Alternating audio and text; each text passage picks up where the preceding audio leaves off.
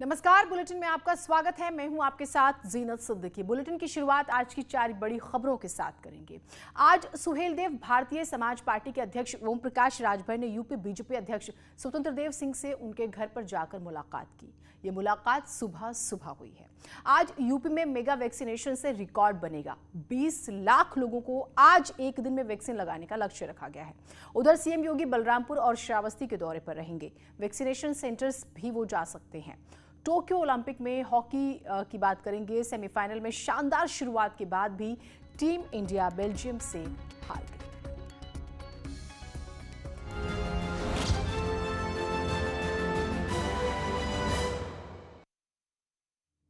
आज के दिन की शुरुआत ही सियासत की बड़ी हलचल से हुई है। विधानसभा चुनाव में बीजेपी को मात देने के लिए जी तोड़ कोशिश में लगे ओम प्रकाश राजभर अचानक यूपी बीजेपी अध्यक्ष स्वतंत्र देव सिंह से मिलने उनके घर पहुंच गए। सुहेलदेव भारतीय समाज पार्टी के अध्यक्ष ओम प्रकाश राजभर की स्वतंत्र देव से मुलाकात के बाद सियासी मायने निकाले जाने लगे हैं कि क्या राजभर जल्द ही बीजेपी के साथ आ सकते हैं। दरअसल एआईएमआईएम चीफ असदुद्दीन ओवैसी के साथ ओम प्रकाश राजभर ने संयुक्त भागीदारी मोर्चा बनाया था। वैसे उनकी मुलाकात आम आदमी पार्टी के नेताओं से भी कई बार हुई। उन्होंने तो यहां तक दावा किया कि अरविंद केजरीवाल से भी वो मिलने वाले हैं। अब ये दो बातें तो एक तरफ, अब दोनों नेता जब आज मिले हैं तो राजभर की पार्टी 2017 में बीजेपी के साथ चुनाव लड़ी थी। बीजेपी ने 8 सीटें उन्हें दी थी। 8 में से 4 जो है राजभर की पार्टी जीती थी। मनोबल बढ़ गया, मंत्री पद भी मिला। उसके बाद 2 साल तक वो नाराजगी दिखाते रहे। कई मांगे उन्होंने रखी, जैसे लखनऊ में उनको एक मुख्यालय बना के दिया जाए, खास तौर से लेकिन कुछ मतभेद बताकर राजभर ने मंत्री पद से इस्तीफा दे दिया। अनुराग भदौरिया जी हमारे साथ जुड़े हुए हैं, हम उनसे बात करेंगे। अनुराग जी, ये जो आज सुबह सुबह मुलाकात हुई है, किस तरह से देखते हैं आप?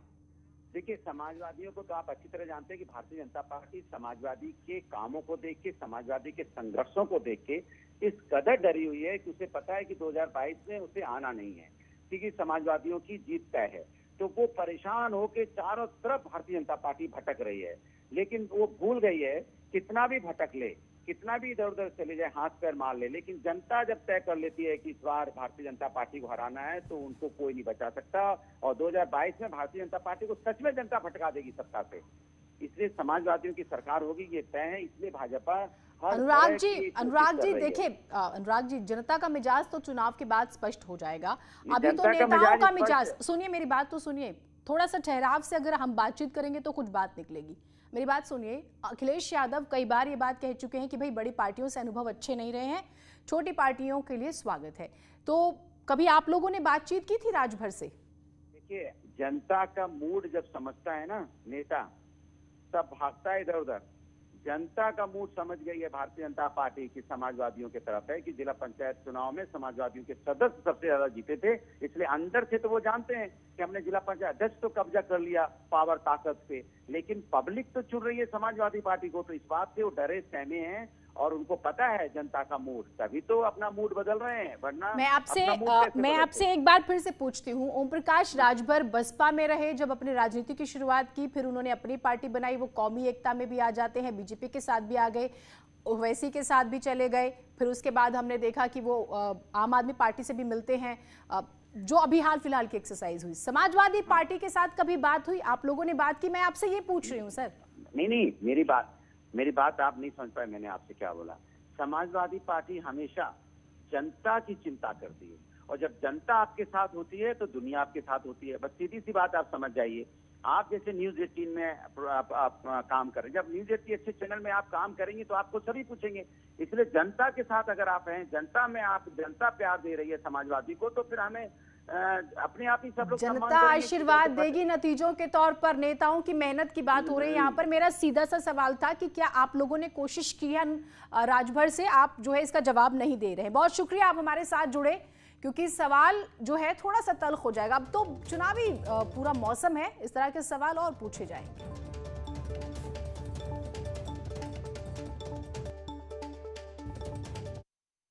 आज की मुलाकात बहुत चर्चा में है। ऐसे काम होते हैं व्यक्तिगत, सत्ता किसी की हो तो नेता तो एक होते हैं, सत्ता किसी की हो नेता एक होते हैं। जब नेताओं का काम पड़ता है तो नेता से मिल के काम करा लेते हैं। व्यक्तिगत मुलाकात में क्या चुनाव को लेके भी बातचीत हुई? चुनाव रणनीति ऐसी कोई बात नहीं है। ये हमारे बड़े भाई हैं दयाशंकर सिंह जी, और इनका बड़ा हमारे ऊपर कृपा रहती है, और कोई बात नहीं है जो आप लोग सोच रहे हैं ऐसा कुछ। क्या ये मान लिया जाए कि थोड़ी जो नफरत थी, नाराजगी थी, वो थोड़ी बर्फ पिघल गई है, अब बातचीत के तौर पर मुलाकातें होनी शुरू हो ये गई? मंच पे जब होता है कोई विरोधी पार्टी वाला तो पार्टियों के खिलाफत तो शुरू करता है, तब तो वहाँ तो नफरत रहती ही है, लेकिन कमरे में तो भाईचारा हो जाता है। कमरे में भाईचारा तो हो गया भी, क्या बाहर निकल के स्टैंड क्या होगा चुनाव लड़ने को लेके? आप हमारा भागीदारी संकल्प मोर्चा है और चुनाव लड़ूंगा और सरकार बनाऊंगा। अब देखिएगा ना, उत्तर प्रदेश में सरकार बना के दिखाऊंगा। देखिए, राजनीति में संभावनाओं की बात होती है। राजनीति में कोई ऐसा चीज़ नहीं है जो उसको झुठलाया जा सकता है। तो ये राजनीति में किसी चीज़ की संभावना है। और आलोक अवस्थी जी हमारे साथ जुड़े हुए बीजेपी नेता। आलोक जी, ये जो सुबह सुबह मुलाकात हुई है, घर वापसी करा रहे हैं क्या ओम प्रकाश राजभर की? देखिए, राजनीतिक क्षेत्र में राजनीतिक नेताओं का मिलना जुलना रहता है। चुनाव 6 महीने में होने जा रहा है, तो अभी इसको इसी नजरिए से देखना चाहिए। और अभी राजनीतिक रूप से क्या इस पर मैं टिप्पणी कर सकता हूँ, इस पर मैं अभी कुछ नहीं कह सकता। नहीं, ठीक है, तो मुझे आप ये बताइए, मुलाकात होती रहती है, बात आपने कहा ठीक है, वो आपके साथी रहे, 17 में 8 में से 4 सीटें जीते, उनका भी मनोबल बढ़ा, आपको भी अच्छा लगा, मंत्री पद भी दिया। अगर वो आना चाहते हैं, क्योंकि वो ये कह रहे हैं कि दरअसल हम सब नेता एक ही होते हैं, नेताओं की जब उन्होंने बात की और कमरे में तो सारे गिले शिकवे दूर हो जाते हैं, आते हैं तो स्वागत करेंगे? कि 2017 के चुनाव से पहले हमारे राजभर जी हमारे सहयोगी गठबंधन के रूप में चुनाव लड़े थे और भाजपा गठबंधन के हिस्सा थे। उसके बाद जो है वो किन्हीं कारणों से उनको जाना पड़ा। लेकिन राजनीति संभावनाओं का खेल है, इससे कोई इनकार नहीं कर सकता है।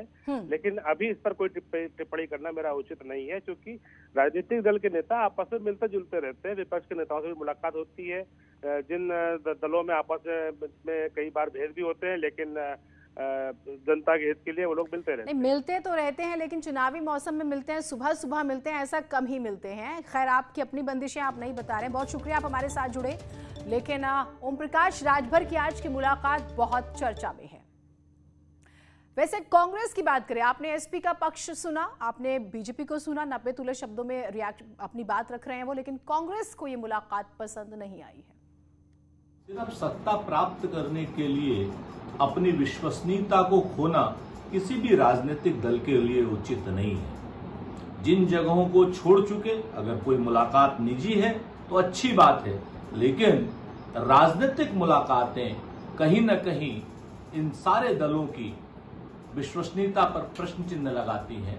अब वो मिलने गए थे, ये बात तो स्वतंत्र देव सिंह बताएं, ओम प्रकाश राजभर जी बताएं कि आज उनकी क्या बात हुई, मुलाकात हुई, ये बात किसी से कहनी है या नहीं कहनी। तो कांग्रेस का रिएक्शन आपने सुना, उन्हें ये बात पसंद नहीं आई। भारतीय पुरुष हॉकी टीम फाइनल की रेस से बाहर हो गई है। सेमीफाइनल में विश्व चैंपियन बेल्जियम ने उन्हें 5-2 से हरा दिया। हालांकि टीम इंडिया के पास अब भी मेडल जीतने का एक मौका बाकी है, वो अब ब्रॉन्ज मेडल के लिए खेलेगी। 5 अगस्त को ये मुकाबला होगा। सेमीफाइनल मैच के बाद पीएम मोदी ने भारतीय हॉकी टीम के कप्तान मनप्रीत सिंह से फोन पर बात की। उन्होंने टीम को अच्छी प्रदर्शन की तारीफ की और अगले मैच के लिए शुभकामनाएं दी। तो पीएम मोदी ने ट्वीट कर भारतीय हॉकी टीम के प्रदर्शन की तारीफ की। सेमीफाइनल में हार को लेकर उन्होंने लिखा है कि जीत और हार जिंदगी का हिस्सा है और अगले मैच के लिए शुभकामनाएं। जीत और हार, वो कह रहे हैं कि जिंदगी का हिस्सा। हमारी पुरुष हॉकी टीम ने टोक्यो 2020 में अपना सर्वश्रेष्ठ प्रदर्शन किया है। टीम को अगले मैच के लिए शुभकामनाएं। भारत को अपने खिलाड़ियों पर गर्व है। एक बड़ी खबर आगरा से आ रही है, साइबर फ्रॉड को लेकर टिप। साइबर फ्रॉड के खिलाफ पुलिस का महाअभियान, डीजीपी मुकुल गोयल उद्घाटन करेंगे कार्यक्रम का और एक्सपर्ट्स इसमें हिस्सा लेंगे। एक्सपर्ट्स बताएंगे साइबर फ्रॉड से बचने के तरीके। 4 से 5 बजे तक यूट्यूब पर इसका लाइव टेलीकास्ट होगा। साइबर क्राइम कितनी तेजी से बढ़ रहा है, आपने देखा। साइबर क्राइम पर भी कंट्रोल किया जा सके। फॉरेंसिक लैब जिसका हम जिक्र कर रहे हैं, अभी आपने देखा लखनऊ में आधारशिला रखी गई और उसकी शिलान्यास हुआ और जब उसका निर्माण होगा पूरा वो बन जाएगा लैब, वो भी एक प्लस पॉइंट होगा। लेकिन आज जो है बाकायदा ट्रेनिंग दी जा रही है। तो सरकार, पुलिस हर तरह से क्राइम को रोकने के लिए एक्टिव है।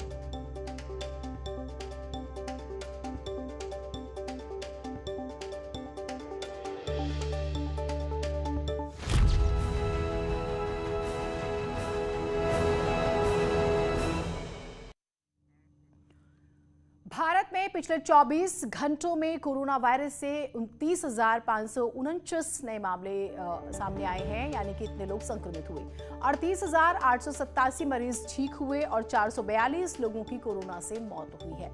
देश में अब तक 4,25,195 एक्टिव केस हैं। देश में पिछले 24 घंटे में कोरोना वायरस की 61,09,587 वैक्सीन लगाई गई हैं और इसके बाद कुल वैक्सीनेशन का आंकड़ा 47,85,44,114 हो गया है। और आज उत्तर प्रदेश में वैक्सीनेशन का मेगा कार्यक्रम शुरू हो गया है। एक दिन में 20 लाख लोगों को कोविड वैक्सीन लगाने का लक्ष्य रखा गया है, जो अब तक का सबसे बड़ा एक आंकड़ा होगा। यूपी के स्वास्थ्य मंत्री जयप्रताप सिंह ने बताया है कि वैक्सीन की उपलब्धता होने पर ज्यादा से ज्यादा लोगों को वैक्सीन लगाई जाएगी। इससे पहले उत्तर प्रदेश में एक दिन में 10 लाख लोगों को वैक्सीन लगाई जा चुकी है। इसके साथ ही लखनऊ में वैक्सीनेशन के लिए 85 साइट्स पर दरअसल लगाई जा रही है, जिसमें अर्बन, CHC और PHC शामिल हैं। इन सभी जगहों पर 80 से 85 हजार टीका लगाने का लक्ष्य रखा गया है। इसके लिए ऑन स्पॉट रजिस्ट्रेशन की सुविधा भी दी गई है। शाम 5 बजे तक वैक्सीनेशन का मेगा कैंपेन चलेगा।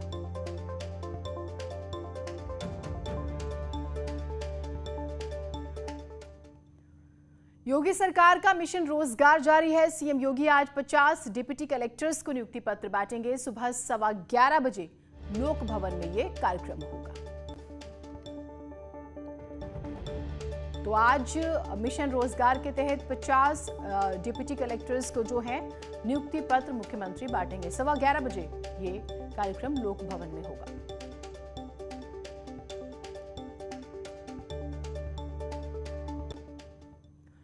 सीएम योगी आज श्रावस्ती के दौरे पर रहेंगे। सीएम यहां वैक्सीनेशन सेंटर का जायजा लेंगे। साथ ही देवी पाटन मंडल के विकास कार्यों और कानून व्यवस्था की समीक्षा करेंगे।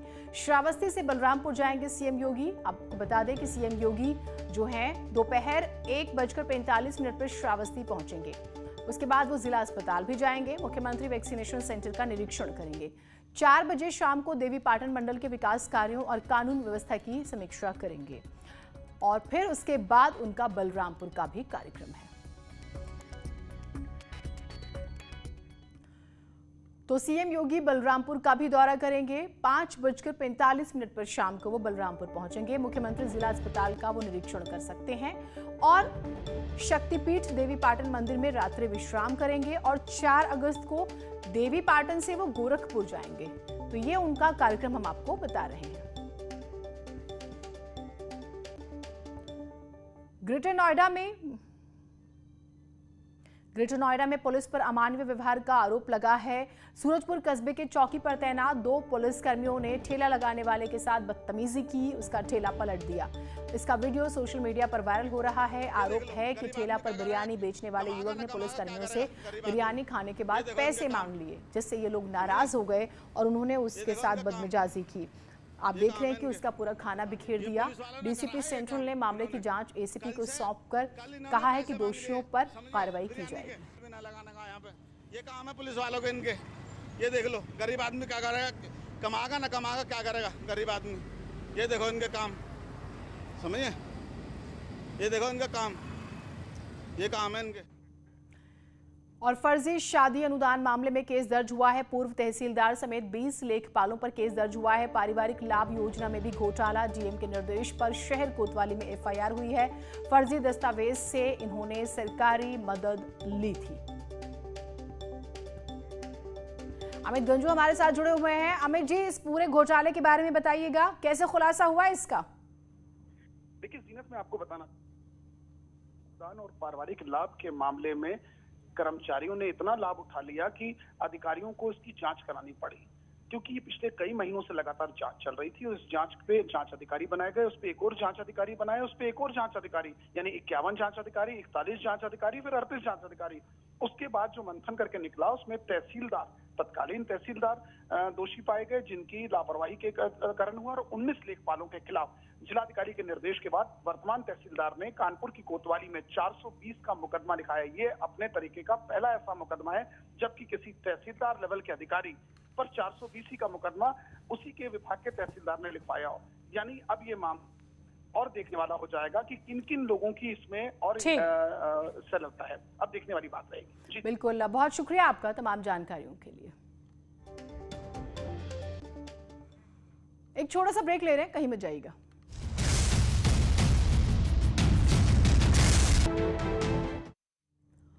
चार जुलाई को शपथ लेने वाले मुख्यमंत्री पुष्कर सिंह धामी के 1 महीने के कार्यकाल की बात करेंगे, जो कि पूरा हो चुका है। इस 1 महीने में पुष्कर धामी ने विवादों से दूर रहकर मसलों को सुलझाने की कोशिश की और ये बता दिया है कि सरकार जनता के लिए सरकार नहीं बल्कि साझेदार है। धामी सीएम बनने के बाद कई अहम फैसले लेते हैं।